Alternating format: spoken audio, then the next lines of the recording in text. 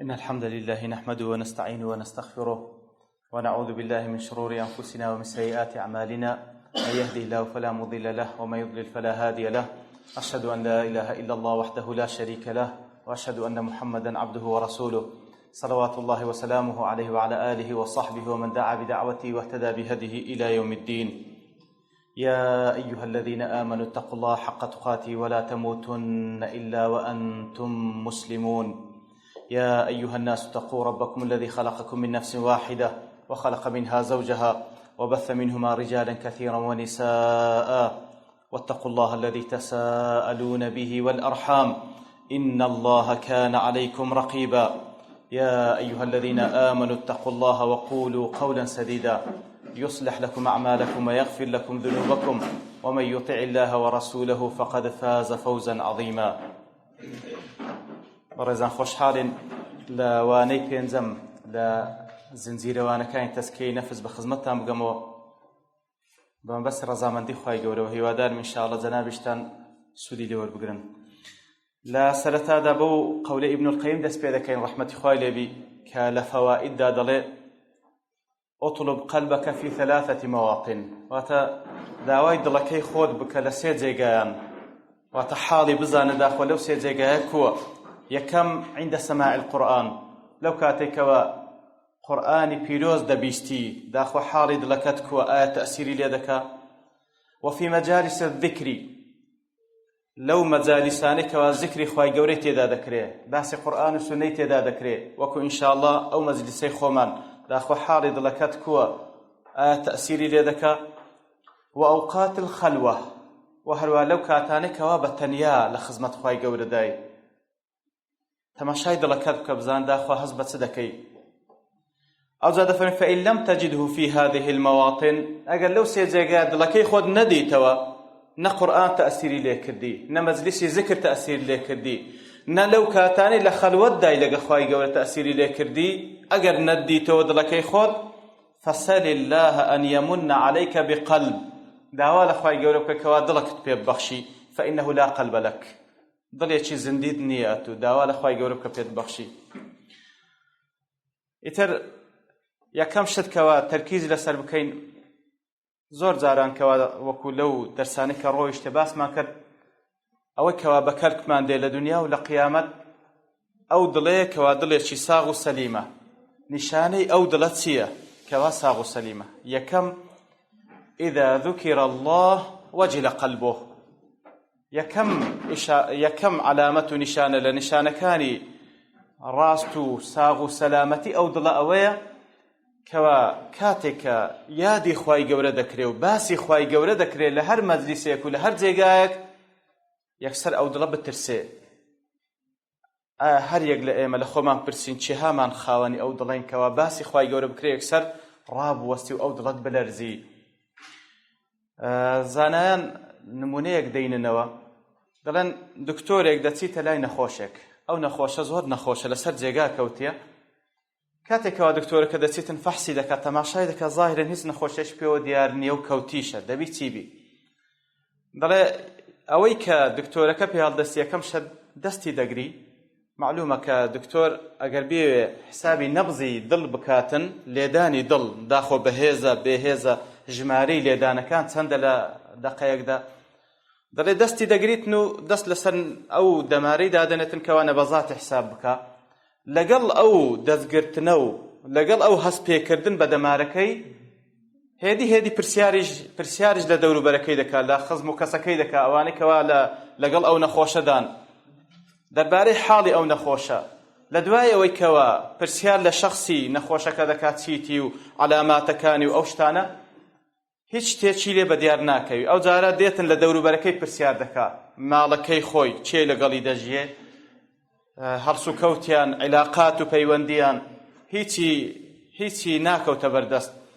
ئەو جارە دەپەڕیتەوە لە دەوروبەر و جیرانەکەی پرسیار دەکات، یعنی هەر لەو کەسانی کە لەگەڵی دەژیێن پرسیاری جیرانەکەی لێ دەکات، ئەوانەی کە لە دەوروبەرتانن، هەست دەکات کە ناوی جیرانی دێ نەبەزاتی ئەو کەسەی کەوا ئەو دەیەوێتن نەبەزاتی بگری، هەست دەکات نەبەزات و لێدانی دڵی خێراتر دەبی، هەست دەکات شتێک هەیە لەو مەسەلەی.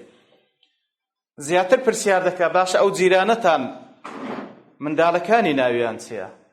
هەز دەکا خێراتر دەبی، لێدانی دڵی خێراتر دەبی، هەتا وەکو دەگاتە سەر ناوێک لە ناوەکان کە ناوی کچێکی جیرانەکەیانە، هەز دەکا لێدانی خێراتر دەبی. ئەو جارە ئەو لێدانە سەریعەی دڵی لەسەر لاشەشی ڕەنگ دەداتەوە دەلەرزی، عارەقەی دەکا. ئەو جا دەڵێ دکتۆرەکە تەواو لە وەزعی ئەو کابرا حاڵی دەبی و وەکو دەڵێتن ئینەه لەیسە بیمەریض ئینەه عاشق، بەڕاستی ئەوە نەخۆش نییە، هەموو نەخۆشیەکەی وەیە کەوا تووشی عشق بووە. ئەوەی کە لێرەدا مەبەستە چییە؟ ئەو کوڕە بەس لەبەر ئەوەی کەوا ناوی خۆشەویستەکەی دێ کە عاشقی بووە، یەکسەر زەرباتی دڵی زیاتر لێ دەدا، کەواتە دڵی دەترسێ، دڵی بەجوڵە دەکەوی. کاتێکەوە زیاتر باسی دەکرێتن ئیتر ئەو لێدانەی دڵی لەسەر لاشەی ڕەنگ دەداتەوە، دەلەرزی، عارەقەی دەکا. باشە ئەوە حاڵی کەسێکە کەوا عاشقی مەخلووقێک بووە، کەوا عاشقێکی غێر جائزیشە، کە ئینشاء الله تعالی گەربین لە وانەکانی داهاتوو بە تەفسیل دەینە ناو مەسائلانەش. ئەوە عاشقی مەخلووقێک بووە بە غێر شەرعی، بەو شێوەی دڵی لە بۆی لێدەدا و بەو شێوەی ڕەنگ دەداتەوە لەسەر لاشە و لەسەر ئەندامەکانی. باشە کەسێک خۆشەویستی خوا لە دڵی بی سبحانه وتعالى. جا لێردا پێشەوە بینە سەر ئەو مقارنەیە، لە پێشە چی پێویستە بڵێن؟ لەفزی عشق لە بۆ خوای گەورە، لە بۆ پێغەمبەر صلی الله عليه وسلم بەکار ناهێنرێ، نە لە قورئان هاتێ نە لە سونەش هاتێ. ئەنەوە نقطەیە کە بەڕاستی زۆر مسلمانان تێکەوتینە، کاتێکەوە باز لە خۆشەویستی خوا دەکەن دەڵێن عشقی خوا، غەڵەتە حەقەتەن. لەبەرەوەی عشق کە پێناسە دەکرێت ئەوەیە کەوا خۆشەویستیەک لە سنوور دەرچوو بی پێدەگوترێ عشق. ئیتر ئەتوو هەرچەند خوات خۆش بێ لە سنوور دەرنەچووی، خۆشەویستی خوا سنووری لە بۆ نییە. لێ لەو لایەنەی غەڵەتە، لە خاڵێکی دیکەش غەڵەتە. عشق هەوای تێدا، هەوا شەهوەی تێدا. یعنی ئەو کەسێک کەوا عەشقی کەسێک دەبی لە با بڵێن کوڕ یان کچ یان بە پێچەوانەوە، ئەو عشقە ئەخیرەکەی بە شەهوەت کۆتایی پێدێ. ئەوەش لە بۆ خوای گەورە لائق نییە و جائز نییە، نە لە بۆ خوا نە لە بۆ پێغەمبەری خوا صلی الله عليه وسلم. کەواتە ئاگادار بین، لەفزی عشق نە لە بۆ خوا نە لە بۆ پێغەمبەری خوا بەکار ناهێنرێ، بەڵکو خۆشەویستی بەکار دێنرێ، حب. بەڵێ ئیتر کەسێک کەوا عەشقی مەخلووقێک بی بەو شێوەیە، لە کاتی باسکردنی بەو شێوەی دڵی بەخەبەر بێ و بەو شێوەی دڵی زەرباتی لێ بدا زیاتر بکە. ئەوە چێەوە بەس مجرد باسی حەبیبەکەی دەکا، ئەدی ئەگەر باسی مجیب بکرێ کە الله سبحانه وتعالى. کەسێکەوە خۆشەویستی ئەلموجیب لە دڵ و دەرونی بی، دەبی حاڵی چی لێبێ کاتێکەوە باسی خۆشەویستەکەی دەکرێت؟ کاتێکەوە کەسێک لە باسکردنی مەخلووقێک ئەندامەکانی بلەرزی، باشە معقولە لە کاتی باسکردنی خالق سبحانه وتعالى ئەو خالقە عەظیمە ئەسڵەن بە خەیالیشی دانهەیە؟ و کەسێک ئەو دڵی تووشی خەم و خەفەت بێ، وەکو ئەو نمونەیە کە باسمان کرد، لەبەرەوەی لە خۆشەویستەکەی دابڕایە و دوور کەوتیتەوە، ئەوها بیەخی لە ناو جێگا، ئەو دڵی خەریکە لە لێدان دەوەستی، بەس لەبەرەوەی دوور کەوتیتەوە لە خۆشەویستەکەی کەوا مەخلووقێکە و بە ناشەرعیش خۆشی دەوێت. دەی باشە چ ئیمانێک و چ عەقلە قبول دەکا کاتێکەوە ئەو بەندەیە لەو خودایە عەظیمەی کەوا هەموو احتیاجاتی ژیانی هەر بەویە، کاتێکەوە لێ دوور کەوتیتەوە ئەوجە بە خەیاڵیشی دانایە. جالوەیە وەکو زانایان دەفەرمون ئەگەر دەتەوێت دڵەکەی خۆت بناسی، با چەند پرسیارێک لە خۆمان بکەین. ئایا ئەو دڵت کاتێکەوە ذکری خوا دەکەی چەند ئامادەیە؟ یان لەو کاتانەی کەوا ذکری خوای گەورە دەکەی لە ناو نوێژەکانت چەند ئامادەیە ئەو دڵت؟ چەند ئاگای لەو کەلیماتانەیە کە بەسەر زمانت دادێ؟ دیارە لە قەدەر ئاگا با بڵێن ئامادەبوونی دڵت لە کاتی ذکری خوا خۆت دەناسی چەند خوات خۆش دەوێ، خۆت چەند ئەو دڵت ساغ و سەلیمە. لەو کاتانەی کەوا جۆر لە ئاتەکانی خوای گەورە دەبی لە قورئانی پیرۆز، ئەو قورئانی کەوا خوای گەورە سبحانه وتعالى وەصفی دەکات لەو ئەنزەلنا هذا القرآن على جبل لرأيته خاشعا متصدعا من خشية الله. ئەو قورئانە ئەگەر لە بۆ چیا دابەزی بە چیاش وەکو کوی ئێمە عەقڵمان پێبەخشرا کە قورئان تێبگەین، ئەگەر چیاش ئەو عەقلەی پێ بەخشرا بە مکەلەف بە بەو قورئانی کە لە بۆی دابەزیە ئەو چیایە لە حەجمەتان لەڕەئەیتەهو خاشعا متصدعا دەلەرزی و شەق دەبوو لە ترسی خوا. باش ئەو دڵی تو چییە یعنی کە قورئان تەئسیری لێ ناکا؟ باش تاوەکو زیاتر خۆمان بناسی لەو کاتەنێکەوە جۆت لە بانگەوازی خوا دەبێ حەی عەلە الصەلاح حەی عەلە الفەلاح حاڵی دڵەکەت کووە؟ فعلا وەڵامی بانگەوازی خوا دەداتەوە هەم بە زمان وەکو پێغەمبەر صلی الله علیه وسلم فێری کردینە کەوا وەڵامی بانگەواز بدەیەوە هەم بە فعل فعلا یەکسەر لە دوای بانگەکە و لەگەڵ بانگەکە بەرەو نوێژ و بەرەو مزگەوت دەڕۆی. ئەو پرسیارە و بەڕاستی لە خلالی ئەو پرسیارانەیە هەر کەسە و دڵی خۆی دەناسی.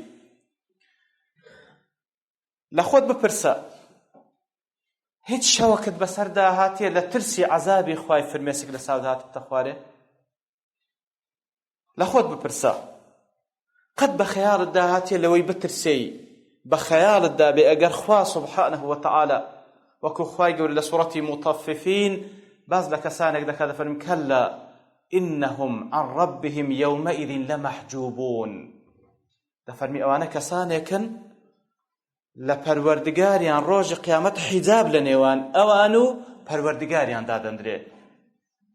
حیجاب لە نێوانیان دادەندرێ. وەکو زانانە وجە دەفەرمون خواناسان دەفەرمون والله عذابی جەهەنەم بەلایەک عذابی حیجاب لە بینی ئێمە و لە بینی خوای گەورە بەلایەک. بە خەیاڵت داهاتیە فکر لەو مەوضوعی بکەیەوە؟ ئەوە هەمووی علاماتی ئەوەیە کەوا دڵەکە زیندیە یان زیندی نییە. ئایا بە خەیاڵت داهاتیەکەوە ئەو ختامەی کەوا ژیانت پێکۆتایی پێدێ ئەو کردوانی کەوا دەبیتە خاتیمەی ئەعمالت کەوا لەسەر چ بمری وەکو معلومە وەکو قاعدە يبعث كل على ما مات عليه. ئایا بە خەیاڵت داهاتیە خەمی ئەو خاتیمەیەت بیکەوە پێغەمبەران خەمیان بووە عليهم الصلاة والسلام پیاو صالحان خەمیان بووە یوسف عليه الصلاة والسلام لە ئاخیری چیرۆکەی تەماشا دەکەی دوعا دەکاتن رب قد آتيتني من الملك وعلمتني تأويل الأحاديث فاطر السماوات والأرض أنت وليي في الدنيا والآخرة توفني مسلما وألحقني بالصالحين. خمي خاتميتي پێغەمبەری خوایە توفني مسلما خوایە بە مسلمانەتی بمبرێنە ئەوجا بمگەینە ڕیزی پیا و صالحان لە پێغەمبەران. ئیتر حەقەتەن یعنی هەر کەسێک کە ئەو پرسیاران لە خۆی بکە خۆی دەناسی کەوا چەند ژیان لەناو ئەو دڵیدا هەیە. لە تەفسیری قورتوبیدا تێدەفەرمێ پیاوێک پرسیار لە حەسەنی بەسری دەکا ڕەحمەتی خوای لێ بێ ئەبا سەعید ئەمؤمن ئەنتە ئەتو ئیمانداری؟ دەفەرمی الإيمان إيمانان دوو ئیمان هەیە. ئیمانێک کە أن تؤمن بالله وملائكته وكتبه ورسله إلى آخر الحديث أركان كان إيمان. أجر ما بست أوي بلى الحمد لله إيمان بها بلام أجر ما بست لإيمان أوي كواخواي جورد فرمي لسورة الأنفال إنما المؤمنون الذين إذا ذكر الله وجلت قلوبهم وإذا تليت عليهم آياته زادتهم إيمانا وعلى ربهم يتوكلون. أجر ما بست أو إيمانية أو لو حالتي دفرميتن فوالله ما أدري أنا منهم أم لا. سبحان الله حسني بصري وهذا فرمي والله نازم داخل أم لوان ميانا بلام إيمان بأركان كان إيمان هي. إتر أوا يكم نشانة لنشانة كاني أو يكوا أودلا صاغ سليمة أو يكوا بيادي خواي جورة أودلا بترسي بجوليبون لآتكاني خواي جورة إيماني بيزياد بكا. نشاني دوم لو يكوا أودلا الزندية له في كل شيء عبرة. پند و ئامۆژگاری لە هەموو شتێک وەردەگری.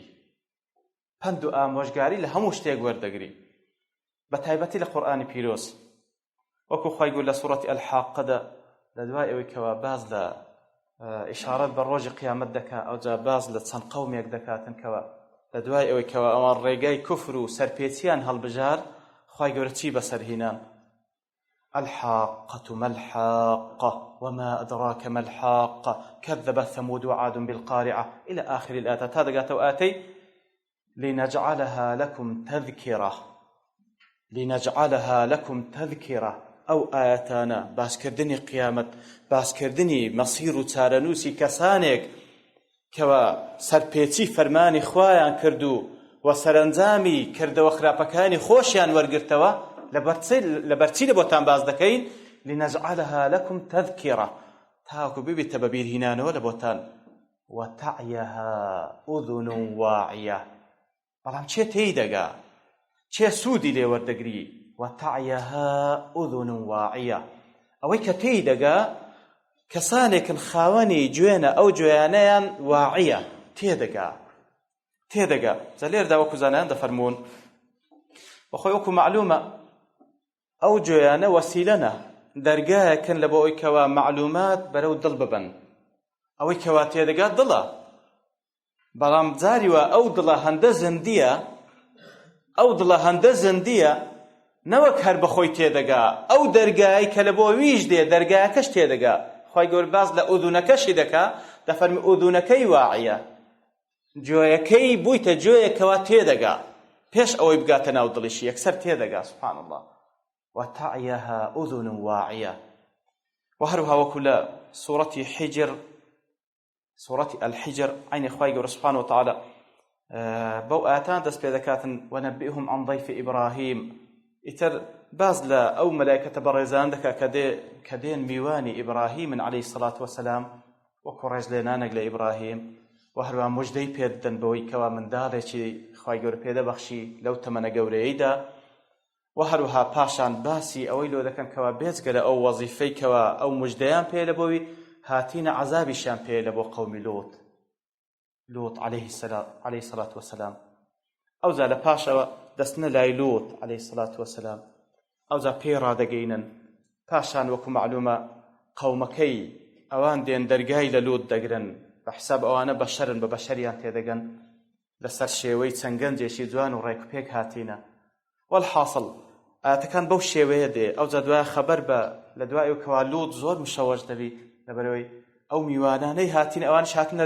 دەرگایان لێگرتێ و داوای میوانەکانی دەکەن وابوو ئەوان خۆیان پێدەناسێن کە مەلایکەتی خوانە و هاتینە عەزابیان لە ئەو قەومەی هینایە ئەوجا پاشان فەرمان بە لۆط دەکەن عليه الصلاة والسلام بەخۆ بە کچەکانی بچنە دەرێ لەو شارەدا لەبەر ئەوەی خوای گەورە بڕیاریدا عەزاب سبەی نێزوو دێت سەر ئەو قەومەی فعلا عذابش دێ فجعلنا عاليها سافلها خوای گەورە تێک و پێچیدا ئەو وڵاتەی وێرانی کرد لە نەتیجەی گوناه و تاوانەکانی خۆیان ئیتر بەو شێوەیە ئەوجا لە کۆتایی ئەو ئاتاندا خوای گەورە دەفەرمی ئین فی ذلك لآيات للمتوسمين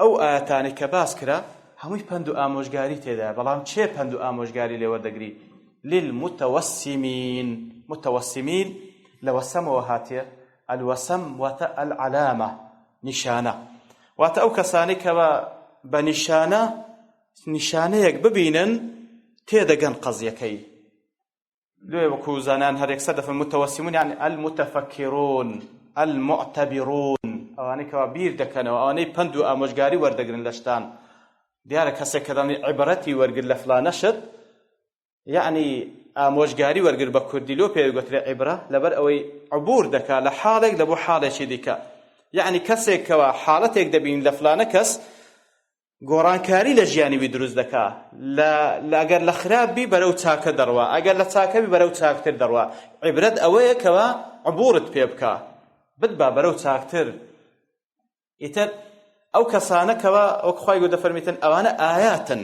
چێ پند و ئامۆژگار لێوەردەگری کەسانێکەوە متوسمن واتە لە عەلامەتەکانەوە یەکسەر شت وەردەگرن و بیری لێ دەکەن و سوودی لێ وەردەگرن زاوەکو هە لەسەر مەسەلەی عەلامەت یەک لەوانە عەبدوڵای کوڕی ڕەواحە خوای لێ ڕازی بی بە پێغەمبەری دەفەرموو صلی الله عليه وسلم إني توسمت فيك الخير أعرفه والله يعلم إني ثابت البصر پێی دەفەرموو ئەم تەماشات دەکەم یا رسول الله هەر لە دموساوت خێر دەخینمەوە لە دموساوت خێر دەخینمەوە وەخوا دەزانی چاوی من درۆم لەگەڵ ناکە کاتە لێرەدا دێتە سەر مەسئلەی فیراست زۆر جاران جۆمان لێدەی فڵانە کەس لە سەحابەی پێغەمبەر صلی الله علیه و سەلەم فیراسەی هەبووە فیراست چییە فراسە ئەوەیە نورێک کە خوای گەورە دەیخاتە ناو دڵی کەسانێک لە بەندە ئیماندارەکانی خۆی بەهۆیەوە هەر کاتێک کە تەماشای شتێک دەکەن زیاتر لە خەڵکی لەو شتە تێدەگەن.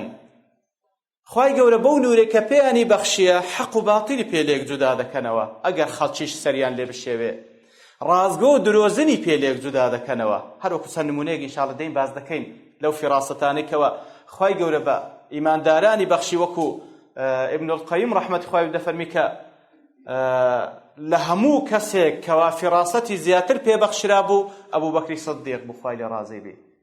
یعنی چ؟ لەقەدەر ئیمانەکەی، لەقەدەر سیدیقی و ڕازگۆییەکەی، لەقەدەر دڵە ساغ و سەلیمەکەی فیراسەتی پێبەخشرا بوو. ئەو جەوە هاکەدا سەحابەکانی پێغەمبەر صلی الله عليه وسلم. باش ئەو فیراسەتە کو دروست دەبی؟ دەفەرمی ئەو فیراسەتە کاتێک دروست دەبی پێویستە ئەو دڵە لەبەرەوەی گوتمان فیراسەت نورێکە خوای گەورە دەیخاتە ناو دڵ و دەرونی کەسانێک. ئەو فیراسەتە کاتێک دروست دەبی، کاتێک خوای گەورە دەیخاتە ناو دڵ و دەرونی کەسانێک کە ئەو دڵە لائق بی، شایستەی ئەوە بی کە خوای گەورە ئەو فیراسەتەی پێ ببەخشی. بە چ شێوەیە؟ یعنی کو ئەو دڵە دەبی کوبی؟ دەفەرمی بتەفریغ القلب من هم الدنيا. پێش هەموو شتێک پێویستە ئەو دڵە فارغی بکەی، خالی بکەی لە خەم و خەفەتەکانی دنیا. خەمی دنیات نەبی. خوای گەورە دنیای لۆ تەدبیر کردیە، کۆتایی پێ هاتیە. وەکو پێغەمبەر صلی الله عليه وسلم دەفەرمی رفعت الأقلام وجفت الصحف. کۆتایی پێ هاتێ بەخوای. ڕزقت هەمووی دیاری کرایە. ڕزق کە دەڵێن ڕزق بەس فکرمان لەو پارەی نەڕوە.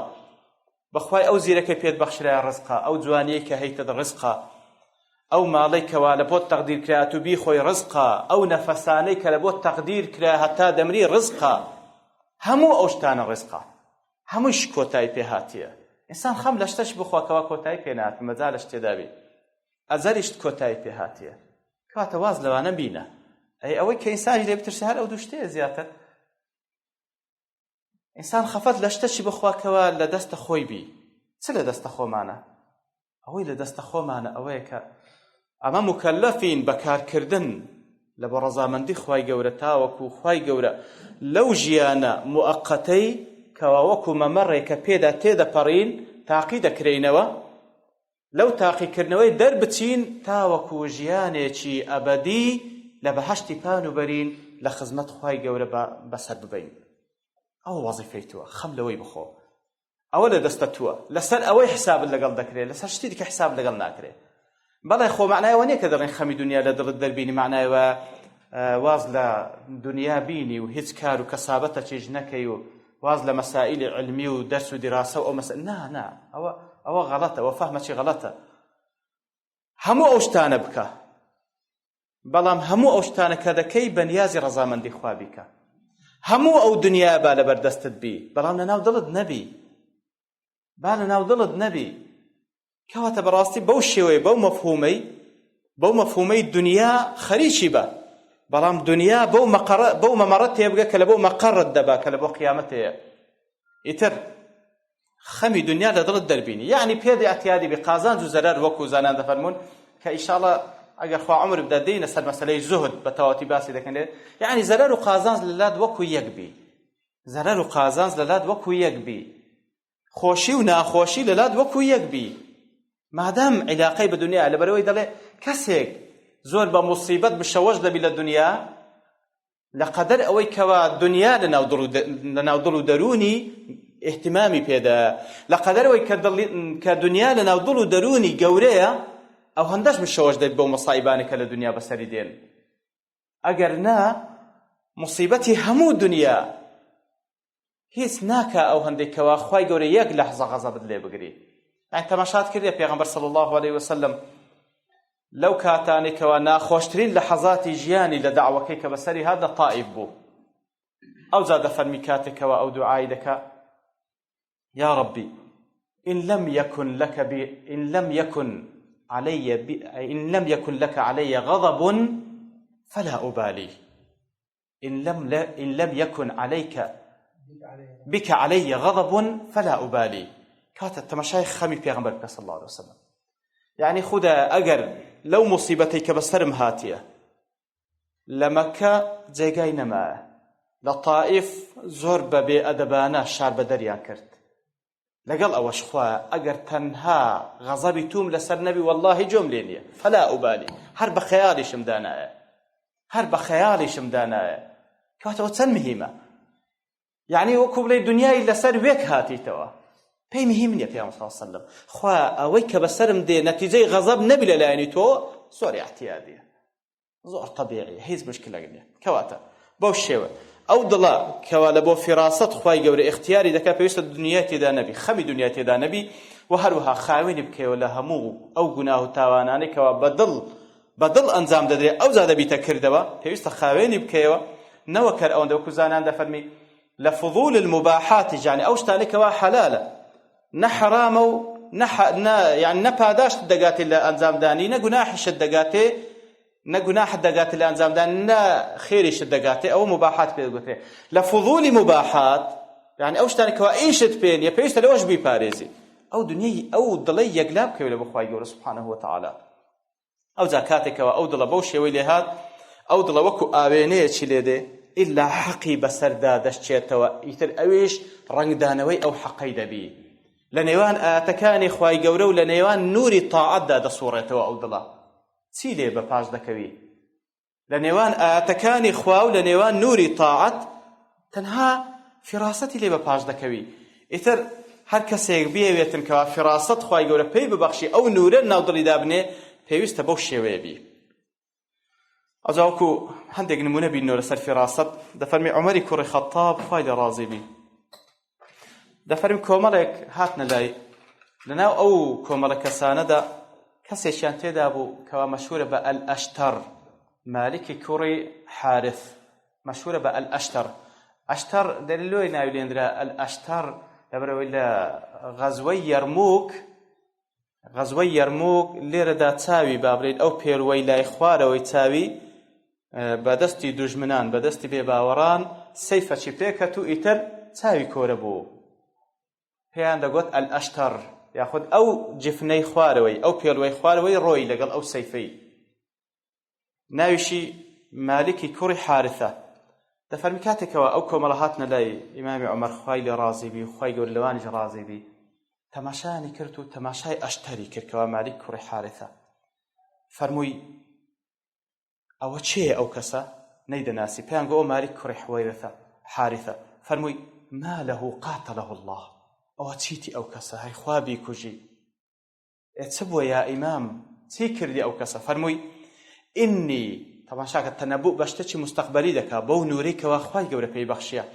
إني لأرى للمسلمين منه يوما عصيبا، ئەمن تەماشای دەکەم ڕۆژێکی زۆر قورس و ناخۆش لە موسڵمانان دەبینم لەسەر دەستی ئەو کەسەی. سبحان الله. ئەو جا دەڵێ پاشان دیتیانەوە لەو فیتنەی لە بینی ئیمامی عەلی و لە بینی معاویەی بوو، مسلمانێکی زۆر بەدەستی ئەو کەسە کوژرا. سبحان الله. لە میسالێکی دیکە عوسمانی کوڕی عەفان خوای لێ ڕازی بی، ئەویشیان بە هەمان شێوە دەفەرمی ڕۆژیان ئەنەسی کوڕی مالک خوای لێ ڕازی بی، دیارە لە دوای وەفاتی پێغەمبەر بۆ صلی الله علیه وسلم، کاتێکەوە دەچیتە خزمەتی ئیمامی عوسمان، لە پێش ئەوەی بچیتە لای ئەو دیارە بە بازاردا تێدەپەڕی، بای ئەوەندەی دیارە ئافرەت هەر لەو کاتیش هەبووە لە بازاڕەکان، خولاسەی کەلام دیارە نەزەریشی کردیە. دەفەرمی کاتێکەوە دەچیتە خزمەت ئیمامی عوسمان خوای لێ ڕازی بی، ئیمامی عوسمان تەماشای دەکاتن، دەفەرمی يدخل علي أحدكم وفي عينيه أثر الزنا، یەک لەنگۆ دێتە ژوورێ لای من، تەماشای چاوی دەکەم ئاسار و شوێنەواری زینا تێدا دیارە. سبحان الله. دەفەرمی ئەنەس دەفەرمی ئەوحیا بعد رسول الله صلى الله عليه وسلم، دەبی وحی هاتبی لە بۆ غەیری پێغەمبەر صلى الله عليه وسلم، لە دوای پێغەمبەر صلى الله عليه وسلم. ئەو زە دەفەرمی ئیمام عوسمان دەفەرمی لا ولكن برهان وفراسة، بەڵکو بەڵگە و فراستە ئەوە. دەفەرمی ئیمامی شافعی لەگەڵ ئیمامی محەممەدی کوڕی حەسەن پێکەوە دانیشتینە لە حەوشەی کەعبە، پیاوێک لای دەرگایەک لە دەرگاکانی کەعبە دێتە ژوورێ. دەفەرمی مناقەشەیەک لە نێوان ئیمامی شافعی و محەممەدی کوڕی حەسەن ڕوودا، یەکیان دەڵێ ئەوە نەجارە، ئەویتیان دەڵێ نەخێر ئەوە حەدادە، بەس تەماشای دەکەن. دەفەرمی نەفەرێک هەڵدەستی و دەست پرسیار لە کابرا دەکات، دەڵێ باشە تو نەجاریان حەدادی لێ وەڵڵاهی نەجار بووم بەڵام ئێستا بوویمە حەداد. سبحان الله. یعنی ئەوە چ یعنی بەس بە تەماشاکردن وانەیە بەس بە تەماشاکردن یەکسەر نەفەریان ناسیە.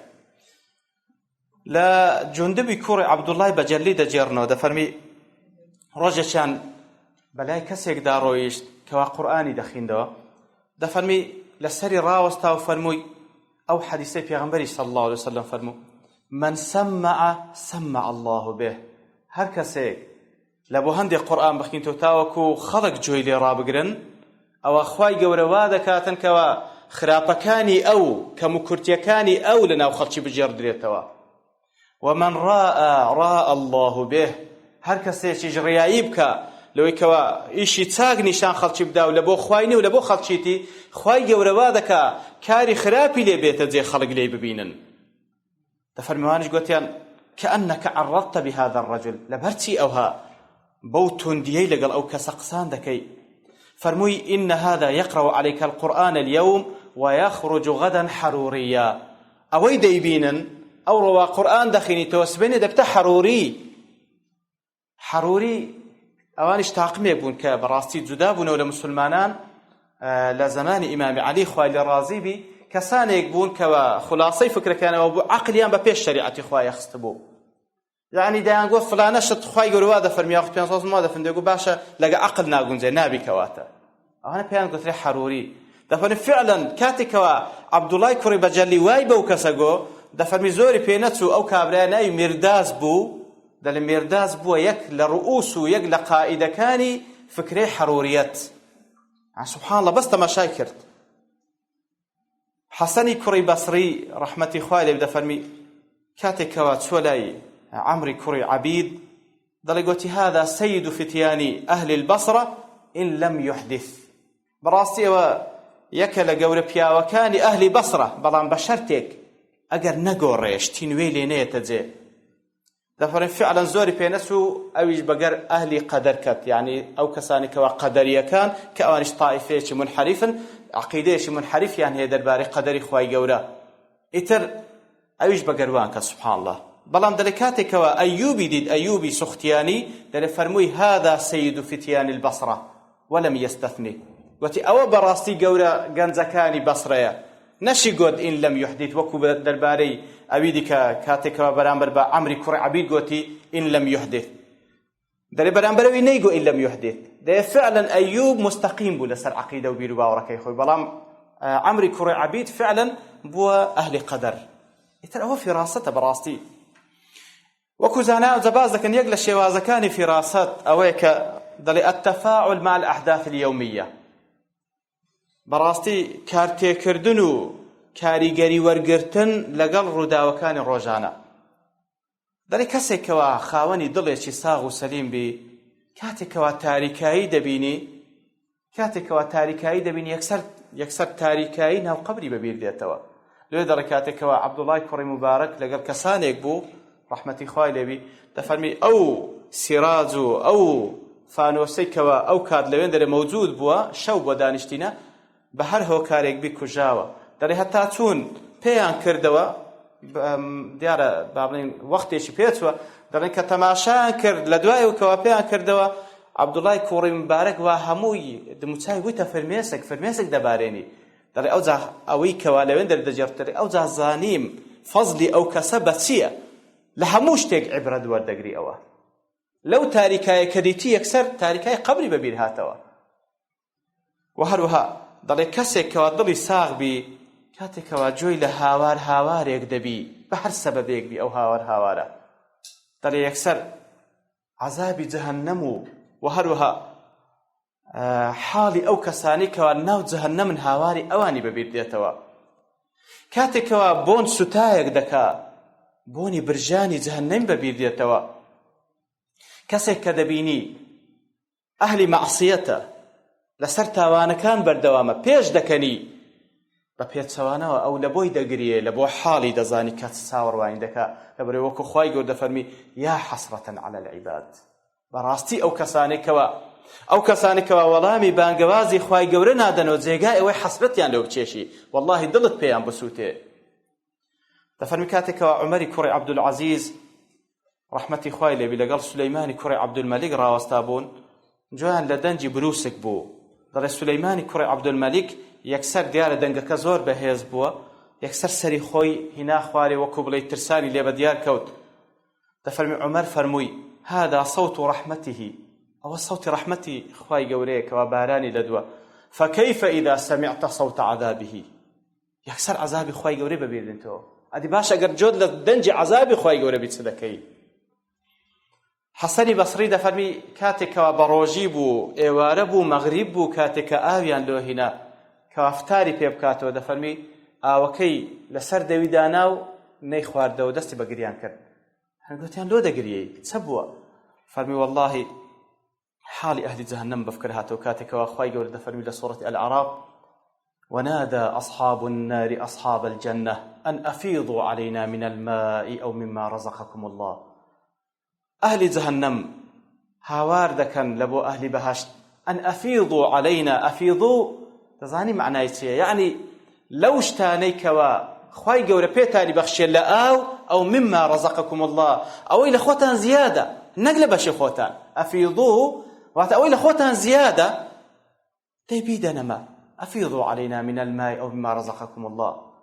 دفن والله مشان دريته بويكوا قالوا إن الله حرمهما على الكافرين. أبي الفرج جوزي لا صيد الخاطر دفرمي دەڵێ تەماشا دەکەم هەر کەسێکەوە ساتمەیەک بکە پێی هەڵخلیس چێ لە ناو قوڕێکدا، لە دوای ئەوەی کەوا ڕاست دەبێتەوە یەکسەر ئاوەڕ دەداتەوە بزانین داخوا ساتمەی بە چ کردیە، لەبەر چ پێی هەڵخلیسکە، تاوەکو لۆجاری داهاتوو خۆی بپارێزی ساتمەی بەو شتە نەکا، و یاخود تەماشا دەکات تاوەکو بزانی ئەو چەند بێ ئاگا بووکەوە ئەو شتە زاهیرە لە پێش چاوی بوو نەیدیت. دەڵێ ئەوە لە بۆ پێی هەڵخلیسکان و ساتمەکردنێک کەوا هیچ نییە، شتێکی عابرە. ئەو جا دەڵێتن یا من عەثەڕ میرارا، ئەی ئەو کەسێکەوە چەندین جار ساتمەت کردیە مەبەستی لە تاوانکردنە، هەلە ئەبسەرتە مە الەذی عەثەڕەک، لۆ تەماشا ناکەی چییە ئەوە، چییە وات لێ دەکا کە ئەو هەندە ساتمەی بکەی و ئەوەندە پێت هەڵخلیس چێ، فاحتەڕەستە منه، تاوەکو سەبەبەکەی ببینیەوە ئەو جا خۆتی لێ بپارێزی. ئەو قەبەحتە لنەفسیکە مع حەزمیها تلکە الوەقعە، یان ئەوەتە تاوەکو کاتێک کە بزانی سەبەبەکە چی ئەو جا خۆت لە پێش چاو بکەوی، بزانی ئەتوو چەند ئینسانێکی بێتوانای ئەگەر خوای گەورە بە فەزڵ و ڕەحمەتی خۆی نەتپارێزی. ئیتر بەڕاستی خولاسەی کەلام ئینسانی موسڵمان لەقەدەر زندیاتی دڵی خوای گەورە ئەو نورەی پێدەبەخشی، لەقەدەر زندیاتی دڵی خوای گەورە ئەو فیڕاسەتەی پێدەبەخشی، بەڵام دیسانیش دەڵێن وەکو لە چەند دەرسەکانی ڕابردووش تەکیدمان لەسەر کردەوە، ئەو نورە خوای گەورە بە کەسانێک دەبەخشی کەوا شایانی ئەوەی بن کە پێیان بەخشرێ، واتە ئەو دڵە شایستەبی جێگابی لە بۆی ئەو نورەی بێتێ. دیارە ئەویش کردەوەکانی خۆمان تەحلیلی دەکا کە بەڕاستی چەندە ڕوو لە خوای گەورە و چەندە ڕوو لە بەهەشتی پانوبەرین و چەندە پشت لە شەیتان دەکەین و چەندە کار و کردەوەی چاک ئەنجام دەین، هەم بە دڵ هەم بە زمان و هەم بە کردەوە، کە ببیتە مای ڕەزامەندی خوای گەورە و مای ئەوەی کەوا خوای گەورە ئەو نورەمان پێ بەخشی. لە خوای گەورە داواکارین ببینە ئەهل لە بۆی کەوا خوای گەورە سوبحانەهو وتەعالە تەوفیقمان بکاتن لە بۆ ئەنجامدانی کردەوەی چاک، ببینە ئەهل لەوەی خوای گەورە ئەو نورەمان پێ بەخشی، هەم لە دڵمان هەم لە دم و چاومان ڕەنگ بداتەوە بەو کردەوە چاکانی کە خوای گەورە لە بۆی تەوفیقمان دەکا و هەروەها لێشمان قبول بکە إن شاء الله تعالى. سبحان ربك رب العزة عما يصفون وسلام على المرسلين والحمد لله رب العالمين.